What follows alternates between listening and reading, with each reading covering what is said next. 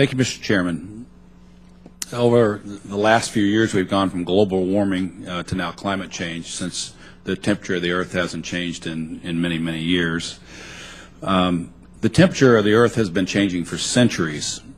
I fully believe that the temperature of the Earth is changing. But of course, now supporters of this new regulation are saying, well, it's changing now at an unusual pace compared to the past, because now that the American public is getting it that the temperature of the Earth has been changing for centuries. Ms. McCabe, first of all, welcome from Indiana. This plan places a heavy burden on the states. Many state legislatures will need to approve enabling statutes to implement the rule. For example, we have heard from previous witnesses that have come before this committee that states will need to devise institutional arrangements between State Public Utility Commission and state environmental regulators to implement carbon-driven resource planning. Further, states will need to consider legislation to implement energy efficiency measures to meet the goals under the plan, and to grant additional authorities to state public utility commissions on such matters as stranded investment and cost allocation.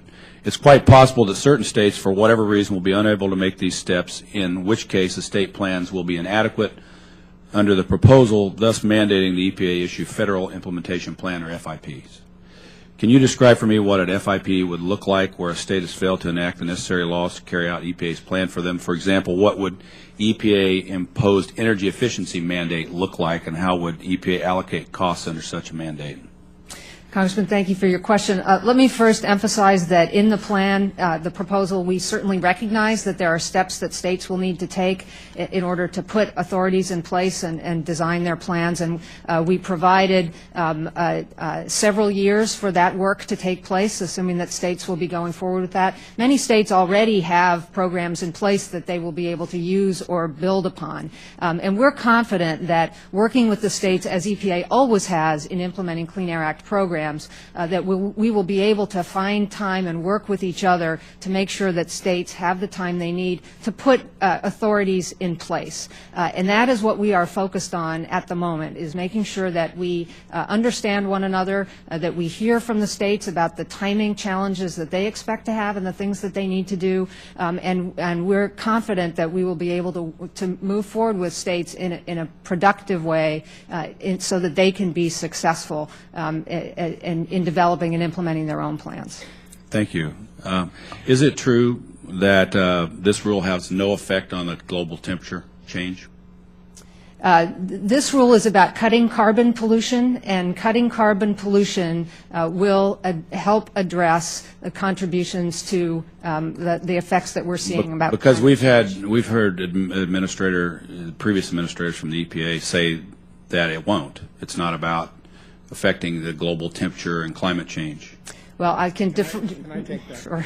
Yeah, I'd like to respond to that if I may. Yeah, I mean, there's public comments out there that question has been asked and answered saying no. You should look at the scientific literature rather than the public comments. The fact of all is, the climatologists whose career depends on the climate changing to keep themselves publishing articles, yes, I could read that, but I don't believe it. If you would allow me to finish, the point is that the limitation on carbon emissions in the United States is a very important first step for us to take on a longer trajectory to meet the President's goals of a 17% reduction from 2005 by 2020 and ultimately an 80+% reduction by 2050.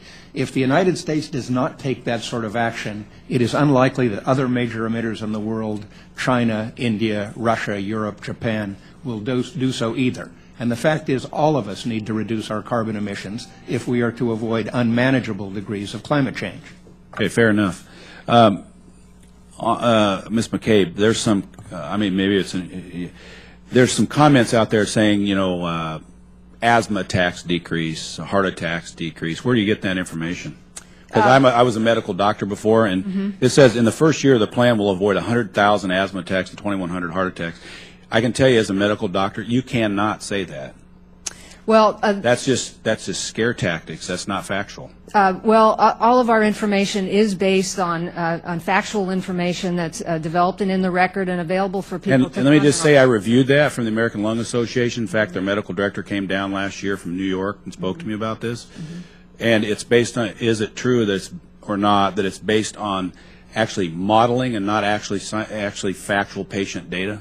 There is a large body of evidence that Is it based on supports- computer modeling, or is it based on factual medical data? That's the question, yes or no. EPA uses both modeling and research. And is it true that data. the model that was created to do this, the EPA paid tens of thousands of dollars to the person to create the model to, in my view, after I've looked at all the science, including people who funded the research, the funders of this research that was done are all pretty far left global warming foundations and others that want this data to come out. I mean, I'm just saying, it all depends. If you're a medical person and you look at who funds a study and the result of the study, I mean, I look at the first who funded it, and if people that believe the result funded it. You see where I'm getting at? Yeah, and it's all based on modeling, not based on factual information. So I just want to say, can I take a piece of this as well? Well, I'm over my time, so what I'll just say this, and I'll yield back to the chairman, that scare tactics like that, is really appalling to me, to use medical information to scare parents that their children about asthma attacks and scare people saying they're going to have heart attacks, and you're going to prevent that with this rule in the first year. That's just not factual. And I would argue that we should all, on both sides of this discussion, avoid scare tactics. I yield back, Mr. Chairman. Thank you. Thank you. I had another committee markup. We just reauthorized Amtrak over in transportation, so my apologies for not being at the entire hearing, but I want a couple follow-ups. First of all, Ms. McCabe, I'd like to invite you to my district for a public hearing on the EPA on the new rule. In fact, any coal-producing state, if EPA could come and and listen to what the people in my district or other coal-producing states have to say, I'm inviting you to my district to do that. Dr. Holgren, I'm going to request from you that the White House and the EPA release all the scientific information, including all the data justifying the premise that is being promoted that this regulation, the new power plant regulations, will decrease the incidence of asthma and heart attacks, including all the medical background information. I've requested this before from Health and Human Services and others, and they've hidden behind HIPAA regulations, but I'd request that we get all that information to back up those claims. And also, as you admitted, there is a difference between particulate emission and CO2 emission, and this hearing is primarily about CO2 emission, and I'll give you that there is a significant difference, and the comments I made earlier are primarily based on particulate information, but also then you can't use that and say it's justifying CO2 emission requirements. My final comment will be carbon capture and sequestration is not economically feasible and not commercially available for my state. Therefore, putting in place regulation that requires it to comply is not also economically feasible for my state. I understand the science behind it. I agree that industry and all of us should always be looking for better ways to burn coal. But the time frame and the assumptions that are made for this rule are off base for my state. And 80-85% of our power is from coal. We're a huge manufacturing state. We're going to lose jobs. My district has every coal mine in the state. We've already we're closing 2 power plants. We've closed 2 coal mines now. And I would implore you to look at that economic information. I yield back to the chairman.